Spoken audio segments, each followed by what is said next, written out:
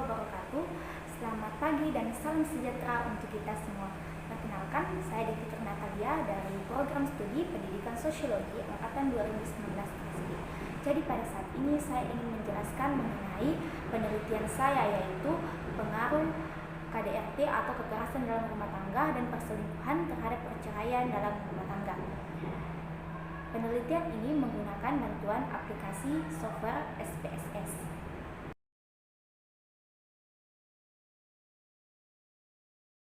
Ya, jadi pada saat ini saya sudah memiliki beberapa variabel. Ada dua variabel independen atau variabel bebas, yaitu X1, di mana X1 merupakan KDRT atau kekerasan dalam rumah tangga, sedangkan X2 merupakan perselingkuhan. Sedangkan variabel dependen atau variabel terikatnya, yaitu saya simbolkan dengan Y, yang merupakan perceraian. Ya, selanjutnya saya juga sudah memiliki beberapa data, yakni saya sudah memiliki 36 data.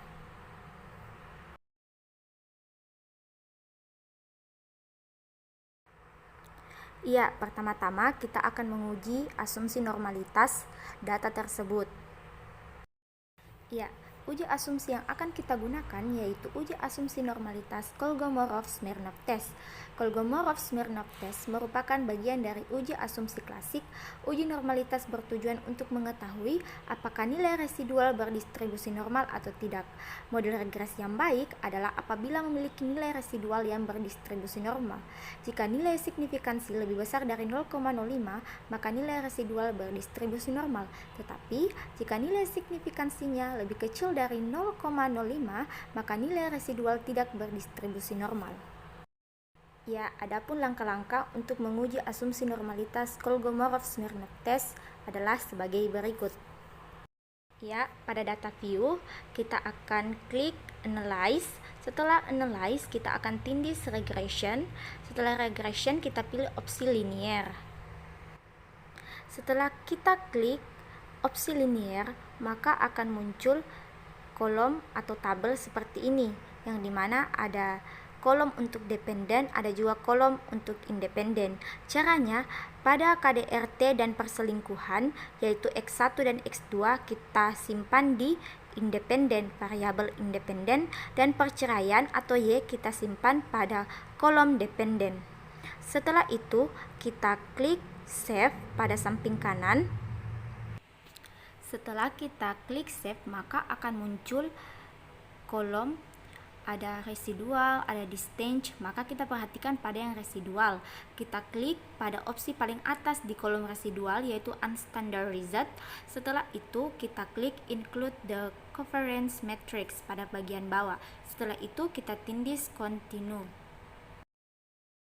Setelah kita tindih continue, maka akan muncul pada kolom di samping Y, yaitu res underscore 1. Itu maksudnya nilai residualnya. Setelah kita menemukan nilai residualnya, saatnya kita untuk uji asumsi normalitas Kolmogorov-Smirnov test. Caranya itu kita tindih lagi, klik analyze. Setelah itu kita pilih opsi non-parametric test. Setelah itu ada opsi legacy dialog. Selanjutnya pada legacy dialog akan lagi muncul opsi, kita pilih opsi 1 sampel KS, itu Kolmogorov-Smirnov test. Kita tindih itu. Setelah itu akan muncul lagi kolom one sample Kolmogorov-Smirnov test, yang dimana ada kolom test variable list. Pada kolom tersebut kita isikan unstandardized residual. Setelah itu kita lihat test distributionnya, kita pilih normal. Setelah itu kita klik OK. Setelah kita klik OK, maka akan muncul tabel one sample Kolmogorov-Smirnov test, yang dimana kita bisa lihat di situ signifikansinya yaitu 0,143. Ya, karena kita sudah mengetahui signifikannya itu 0,143, berdasarkan data hasil uji normalitas diketahui nilai signifikansinya 0,143 lebih besar daripada 0,05, maka dapat disimpulkan bahwa nilai residual berdistribusi normal. Setelah kita menguji asumsi normalitas, tiba saatnya kita untuk menguji asumsi linearitas. Uji asumsi linearitas bertujuan untuk mengetahui Apakah dua variabel atau lebih, baik variabel dependen maupun independen, memiliki hubungan yang linear secara signifikan atau tidak? Uji ini menggunakan deviation from linearity. Ya, untuk menguji ini, kita buka kembali data view, kita klik lagi analyze, kita pilih compare means. Setelah compare means, kita pilih opsi means pada bagian atas. Setelah itu akan muncul kolom seperti ini. Ada dependent list, ada independent list. Oleh sebab itu, pada KDRT dan perselingkuhan yaitu X1 dan X2, kita taruh pada bagian independent list. Sedangkan perceraian yang saya simbolkan dengan Y, kita taruh atau kita simpan di dependent list. Setelah itu, kita pilih option pada bagian kanan paling atas. Setelah itu akan muncul tabel means option.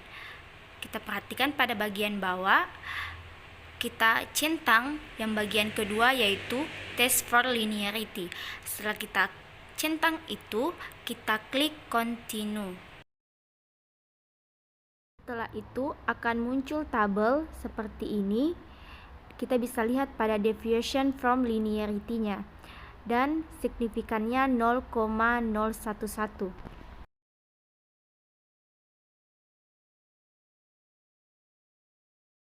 Ya, untuk analisis dengan SPSS, kita kembali lagi klik data view, terus kita klik analyze, setelah itu kita pilih regression, setelahnya kita pilih linear. Ya, setelah itu akan muncul tabel linear regression. Ada dua kolom di situ, yang pertama ada dependent, yang kedua ada independent. Jadi KDRT dan perselingkuhan X1 dan X2 kita simpan pada independen, sedangkan dependen itu perceraian atau variabel terikat kita simpan di kolom dependen. Setelah itu kita klik OK. Setelah kita klik OK, maka akan muncul regression dan beberapa tabel di bawahnya, seperti model summary, ANOVA, koefisien, dan lain sebagainya.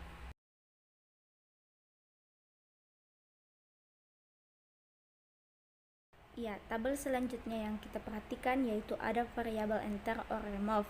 Di situ variabel enternya ada KDRT atau kekerasan dalam rumah tangga, ada perselingkuhan, dan di bawahnya ada keterangan dependent variabel perceraian. Dependent variabel itu adalah variabel terikat atau variabel dependen. Selanjutnya yang kita perhatikan yaitu tabel koefisien determinasi atau model summary. Di situ R-square-nya dapat kita lihat 42,6%, artinya variabel perceraian dapat dijelaskan sebesar 42,6% oleh variabel KDRT atau kekerasan dalam rumah tangga dan perselingkuhan. Selebihnya 57,4% dapat dijelaskan oleh variabel lainnya atau faktor lainnya yang memicu perceraian itu sendiri di dalam rumah tangga. Selanjutnya yaitu uji pengaruh signifikan secara bersama-sama dapat kita perhatikan di ANOVA. Di situ signifikan P-nya yaitu 0,000 lebih kecil dari 0,05. H0 ditolak, H1 diterima. Artinya ada satu atau lebih variabel bebas berpengaruh signifikan terhadap variabel tak bebas. Artinya ada pengaruh bersama secara signifikan antara variabel bebas dan variabel tak bebas. Ya, selanjutnya kita akan analisis uji signifikan masing-masing variabel bebas. Hal itu dapat kita lihat pada tabel koefisien. Persamaan regresinya yaitu Y sama dengan 32,713 ditambah 0,487 X1 ditambah 0,135 X2. Bisa kita lihat di unstandardized coefficient. Situ ada KDRT dan perselingkuhan. X1 sama dengan KDRT. Koefisien beta 1 sama dengan 0,487 positif, dia nilainya positif. Dilihat pada tabel unstandardized coefficient. Ya, selanjutnya signifikan P-nya sama dengan 0,001 lebih kecil dari 0,005. H0 ditolak atau signifikan. Artinya terdapat hubungan positif karena tadi dia nilainya positif 0,487 dan signifikan antara KDRT kekerasan dalam rumah tangga dengan perceraian, di mana jika KDRT bertambah satu satuan maka perceraian akan meningkat sebesar 0,487 satuan. Variabel selanjutnya yaitu X2 sama dengan perselingkuhan, koefisien beta 1 sama dengan 0,135 positif, dia nilainya positif, signifikan P sama dengan 0,279, dapat dilihat di tabel signifikannya itu 0,279 lebih besar dari alfa sama dengan 0,05, H0 diterima atau tidak signifikan. Artinya terdapat hubungan positif 0,135 namun tidak signifikan antara perselingkuhan dengan perceraian, di mana jika perselingkuhan bertambah satu satuan maka perceraian akan meningkat sebesar 0,135 satuan. Berdasarkan dua variabel di atas dapat diketahui variabel yang paling besar kontribusinya terhadap perceraian yaitu variabel KDRT atau kekerasan dalam rumah tangga. Ya, selanjutnya kita juga dapat menggambarkan data-data yang ada atau data-data yang tadi ke dalam sebuah gambar atau grafik atau diagram. Contohnya dalam diagram batang ataupun diagram lingkaran. Ya, adapun cara-cara untuk membuat grafik atau gambar tersebut, cara-caranya adalah sebagai berikut. Untuk membuat diagram batang, kita klik data view, terus kita klik graphs, terus ada opsi paling bawah legacy dialog, kita pilih lagi opsi paling atas yaitu bar. Setelah kita klik bar, maka akan muncul pilihan kita ingin menggunakan diagram batang yang mana.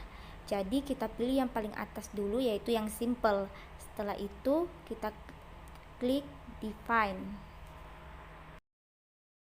Ya, setelah itu akan muncul kolom atau tabel seperti ini. Karena kita ingin menganalisis satu persatu, maka hanya kolom kategori eksis saja yang akan kita isi. Contohnya di sini KDRT atau X1 yang kita isi pada kategori eksis. Setelah itu kita klik OK. Setelah kita klik OK, maka akan muncul gambar grafik atau diagram batang seperti ini. Setelah kita membuat grafik atau diagram batang, kita juga bisa membuat diagram lingkaran. Caranya sama saja seperti tadi, kita klik graph, terus kita klik lagi legacy dialog. Setelah itu kita pilih pada pilihan yang kelima yaitu pie. Setelah kita menindis pie tadi, maka akan muncul pie chart. Terus kita pilih pada opsi bagian atas yaitu summaries for group of cases, terus kita klik define.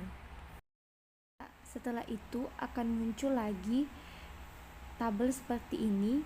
Terus pada kolom define slice by kita coba gunakan lagi KDRT atau variabel bebasnya, kita isi di situ, cukup satu saja. Setelah kita mengisi KDRT pada define slice by, selanjutnya kita klik OK. Setelah kita klik OK, maka akan muncul gambar diagram lingkaran seperti ini. Grafnya bisa kita lihat seperti itu. Begitu pula seterusnya jika ingin memasukkan data yang lain.